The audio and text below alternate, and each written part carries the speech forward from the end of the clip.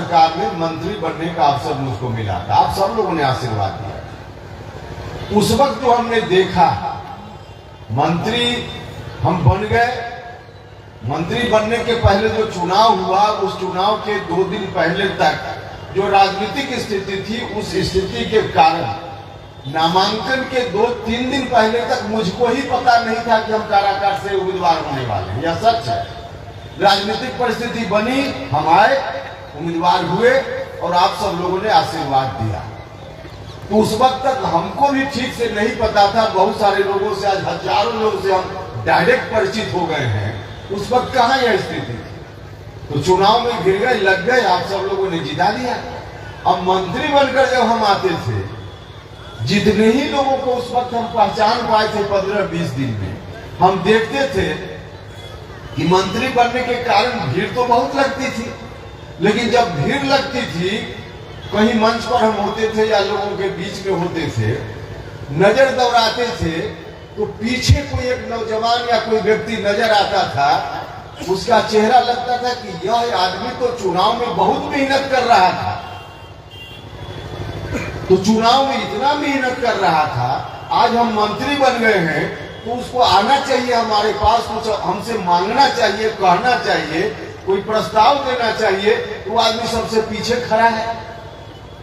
और जानते हैं कौन सबसे पीछे खड़ा होता था? सबसे पीछे खड़ा वही दलित समाज के लोग या अति पिछड़ा समाज। हम बुलाते थे कई बार कि भैया तुम क्यों पीछे खड़े रहते हो? तो बुलाते थे तो कहता था, मंत्री जी आप जहाँ बैठे हुए रहते हैं, वहाँ उजला साफ कुर्ता पैजामा धोती पहनकर सब लोग कुर्सी पर छेके रहते हैं। तो हमको आने में हिचक होती है, हम नहीं आ पाते। उस वक्त हम उनको कहते थे और हम आज आपको भी कहना चाहते हैं। देखिए, हम जहां भी बैठे हुए रहते हैं, हम यहाँ 10 कुर्सी लगी हुई है, तो कुर्सी अगर आप नहीं आइएगा तो कुर्सी खाली तो नहीं रहेगी ना, कोई ना कोई आकर बैठेगा। तो 10 लोग 10 कुर्सी पर आकर उजला साफ कुर्ता पैजामा धोती वाले ही आकर बैठ जाएंगे, तो हम क्या करेंगे? हाँ, आप आइए, आप हिचकिए मत, आप आइए। आप आइएगा तो भले आप गंदा कपड़ा पहने हुए हो, लेकिन आपका अधिकार है जिस कुर्सी पर, उस कुर्सी पर पहले से कोई बैठा हुआ है, उसको हम हटा देंगे आग्रह करके और आपको वहां जगह देने का काम है। क्योंकि देखिए, सबके लिए जितनी जगह जिनको चाहिए, जिनका अधिकार है, सबको मिलना चाहिए। हम यह नहीं कह रहे हैं कि 10 कुर्सी पर बैठे हुए लोग पहले से 10 को हम हटा देंगे, ऐसा बिल्कुल नहीं। 10 में से जितना हिस्सा उनका है उतना हिस्सा उनको देंगे। उस कुर्सी पर वो बैठे रहे, उनको नहीं हटाएंगे। लेकिन 10 पर उनका हिस्सा नहीं है। 10 में से कुछ दलित समाज के लोगों का हिस्सा है, कुछ पिछड़ा अति पिछड़ा समाज के लोगों का हिस्सा है। वहां आप आइएगा तो आपको उनको उस जगह पर उठा करके आपको हम जरूर बैठाने का काम करें। हम उस वक्त भी कहते थे और आज भी आपसे कह रहे हैं।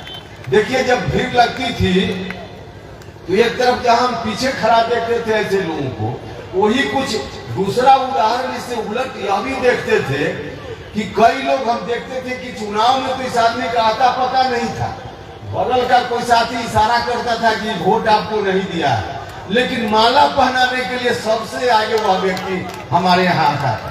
वोट नहीं दिया, किसी साथी ने, हमको नहीं मालूम था कि दिया कि नहीं दिया, लेकिन बगल वाला कोई साथी इशारा करता था कि सर इसने वोट नहीं दिया है। अब हम क्या करते, हम चुप रहते थे, लेकिन सबसे पहले धक्का करके भी आना हो तो वो आदमी जिसने वोट नहीं दिया आके माला पहनाने में आगे रहता था।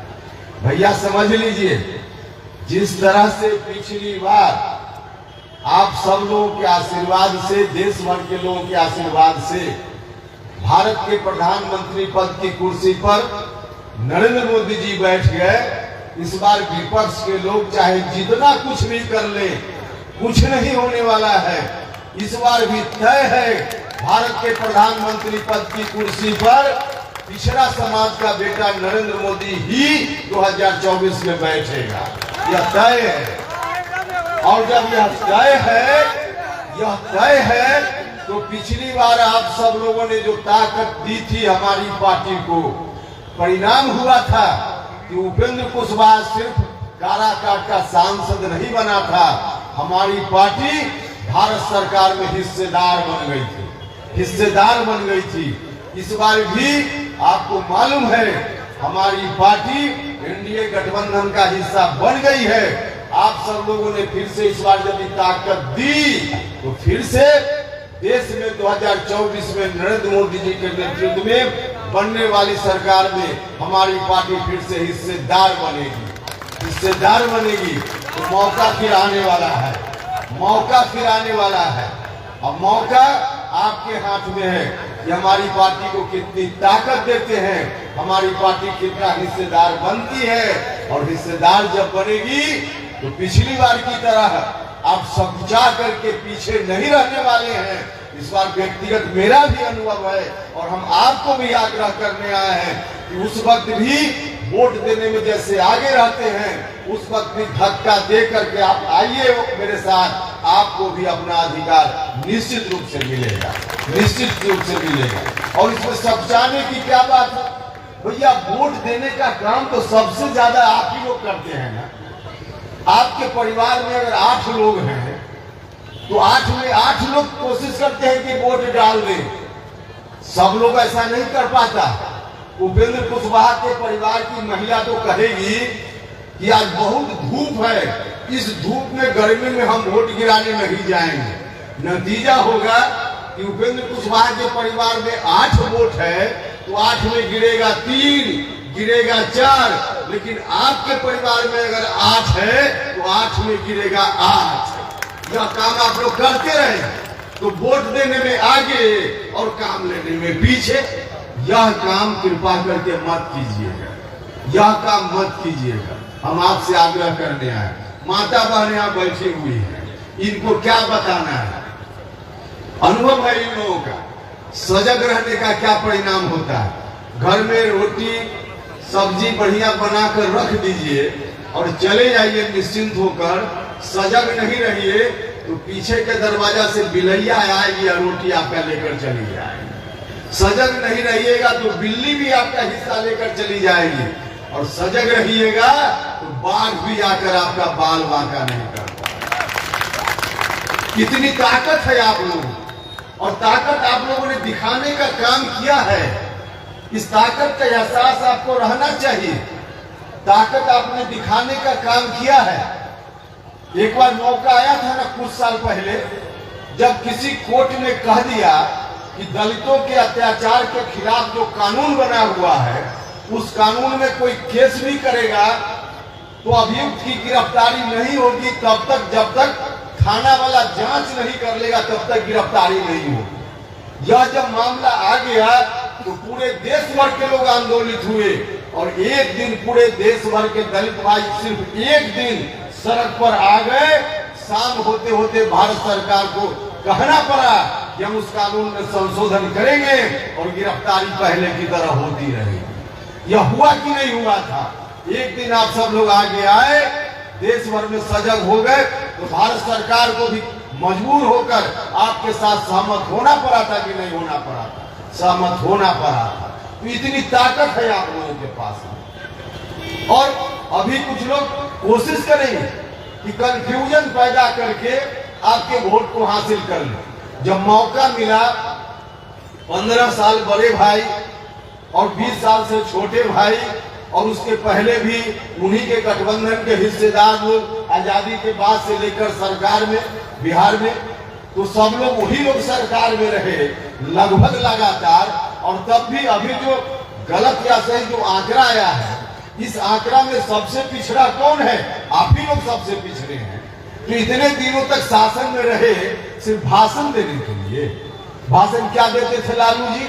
उस वक्त भाषण देते थे, गैया बकरिया चरती जाए, मुनिया बिटिया पढ़ती जाए। याद होगा आप सबको। लालू जी, गैया बकरिया तो आपसे पहले भी चल रही थी, आपके समय भी चल रही थी, आज भी चल रही है, लेकिन गरीब घर की मुनिया बिटिया कहाँ पड़ेगी, इसका इंतजाम न तो आपने किया और न आपके छोटे भाई नीतीश कुमार जी ने किया।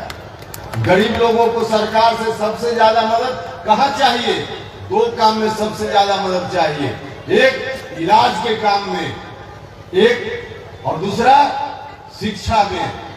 दो जगह सरकार की मदद के बिना गरीब लोगों का काम नहीं चल सकता। सरकारी अस्पताल की क्या स्थिति है? आप गरीब लोग इलाज कराने के लिए सरकारी अस्पताल में जाते हैं, पैसा वाले लोग नहीं जाते।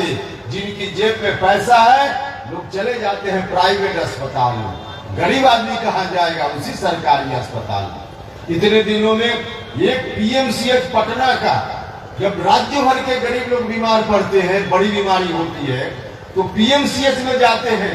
इतने दिनों में इन लोगों ने पीएमसीएच को दुरुस्त नहीं किया, तो क्या खाक बिहार में स्वास्थ्य व्यवस्था को दुरुस्त? और शिक्षा का मामला तो देख ही रहे आप। शिक्षा के मामले में भी जिसकी जेब में पैसा है अपना बच्चा को प्राइवेट में भेजता है, और जिनकी जेब में पैसा नहीं है कहाँ जाएगा? उसी सरकारी विद्यालय में। कहने के लिए +2 सरकारी विद्यालय बन गया, मिडिल को प्रमोट करके हाई स्कूल बन गया, बैठने के लिए बेंच नहीं है।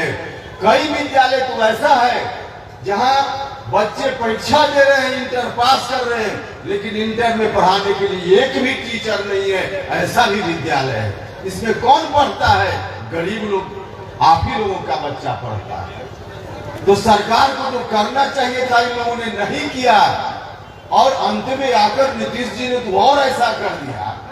नीतीश जी ने कुछ अच्छा काम किया जरूर, लेकिन अंत में आकर जो कहा जाता है कि तूफान से किश्ती को निकाल कर लाए, तो तूफान को किश्ती से निकाल कर लाए 2005 के पहले का जो बिहार था, उस बिहार को तूफान से लाए निकाल करके। लेकिन अब नीतीश जी फिर से जब उनकी राजनीति की अंतिम पारी हो रही है और कह रहे कि बिहार को फिर उसी तूफान में हम डाल देंगे, उन्हीं आरजेडी वालों के हाथ में दे देंगे जिन आरजेडी के लोगों ने किस तरह से बिहार को अपने शासनकाल में बर्बाद करके रख दिया। तो नीतीश जी जब वही सौंपने की बात करने लगे, यह तो और भी दुर्भाग्य की बात। तो हम आपसे आग्रह करना चाहेंगे, लोग विपक्ष के लोग आपको अनेक तरह की बात करके आपको भड़काने का प्रयास करें, और सिर्फ वही नहीं, हमारे आपके परिवार में से कई लोगों को उन्होंने अपने साथ कर लिया होगा। लोग आएंगे और कहेंगे, अभी कहते हैं, क्या कहते हैं, फलाना आ जाएगा तो हिंदुस्तान का संविधान बदल गया है। अरे भैया, हिंदुस्तान का संविधान कोई ऐरू गैरू का नहीं बनाया हुआ है। हिंदुस्तान का संविधान हमारे पूर्वज डॉक्टर अंबेडकर जैसे महान व्यक्ति का बनाया हुआ है। डॉक्टर अंबेडकर ने संविधान रूपी पिलर को जितना मजबूती से नींव डालने का काम किया है, दुनिया की कोई ताकत उस नींव को नहीं हिला सकती, नहीं कर सकता। इसलिए आप सब लोगों को डरने की जरूरत नहीं, डरने की जरूरत नहीं। आपसे हम आग्रह करना चाहते, हमने कहा है आपसे कि एक दिन दलित लोग आए तो भारत सरकार को निर्णय बदलना पड़ा। और दूसरा भी उदाहरण, यहाँ किसान लोग भी हैं। एक बार भारत की सरकार ने, अभी की भारत सरकार ने ही कृषि कानून लाया था। कृषि कानून आया, देश के किसानों को वह कानून पसंद नहीं था। खासकर हरियाणा पंजाब के किसान जब आंदोलित हुए, उन लोगों ने आंदोलन किया, तो मजबूर होकर भारत के प्रधानमंत्री को एक दिन आना पड़ा और कहना पड़ा कि हमसे भूल हो गई है, उस कानून को हम वापस करने का काम करते हैं। तो जनता जब जगती है अपने अधिकारों के प्रति, तो सरकार को भी विवश होना पड़ता है। तो इतनी ताकत आप लोगों में है, डरने की जरूरत नहीं है। और इसके साथ ही साथ आप सब लोगों ने देखा है, जब वक्त मिला है आपके हकों के लिए, आज हमसे बात नहीं कर रहे हैं, उपेंद्र कुशवाहा ने उसी गठबंधन में लड़ते हुए लड़ने का भी काम किया है।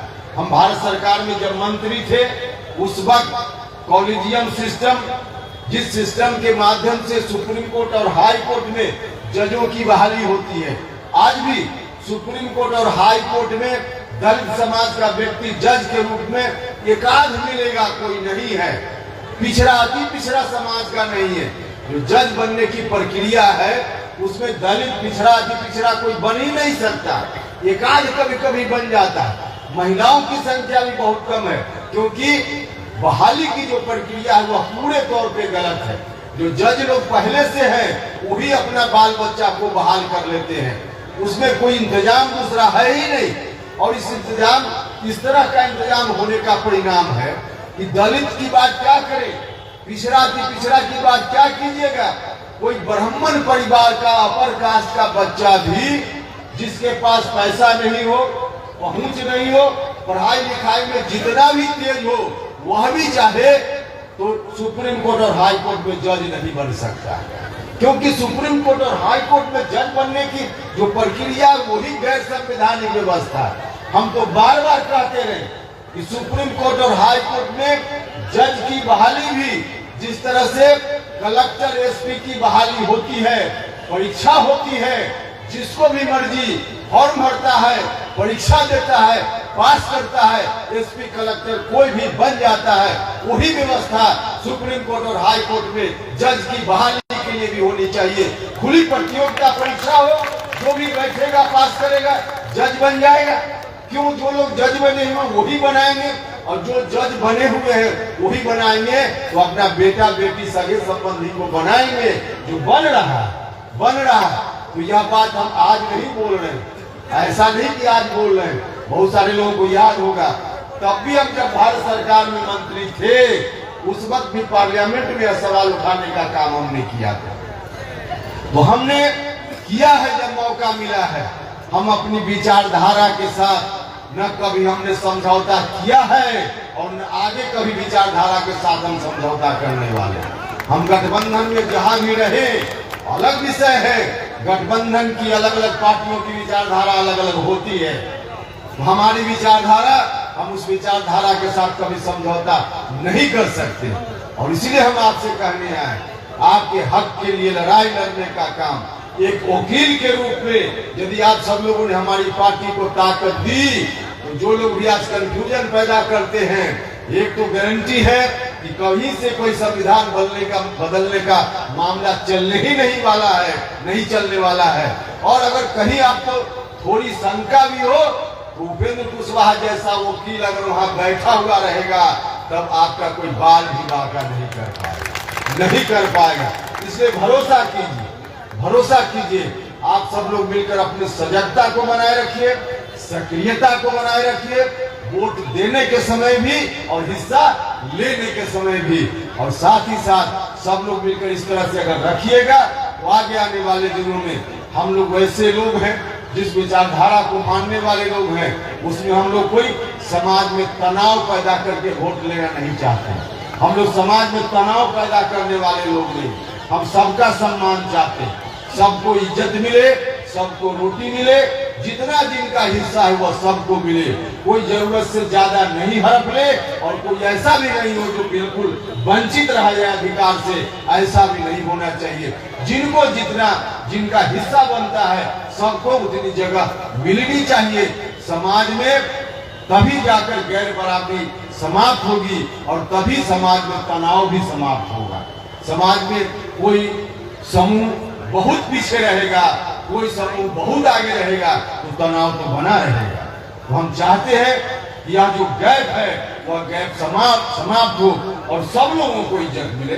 10 कुर्सी अगर लगी हुई है तो उस 10 कुर्सी में, उसी 10 कुर्सी की एक ही पंक्ति में उसमें दलित समाज का भी कोई व्यक्ति बैठे, उसमें हिंदू भी बैठे, उसमें मुसलमान भी बैठे, पिछड़ा भी बैठे, अति पिछड़ा भी बैठे, उसी में झाजी पंडित जी भी बैठे।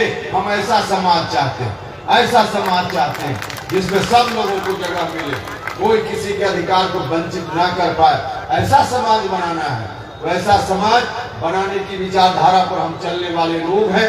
इसलिए आपसे आग्रह करते हैं कि आप सब लोग मिलकर साथ दीजिए, सहयोग कीजिए, और बाकी अधिकार के समय भरोसा मेरे ऊपर छोड़ दीजिए। ये आपका विषय है। तो इन्हीं शब्दों के साथ आप सब लोग आए इस कार्यक्रम में, इसके लिए मैं आप सभी लोगों का हृदय से धन्यवाद करता हूं। और जिन मित्र साथियों ने कार्यक्रम का आयोजन किया, यहाँ के साथियों ने बहुत ही अच्छा इंतजाम आप सब लोगों ने किया है।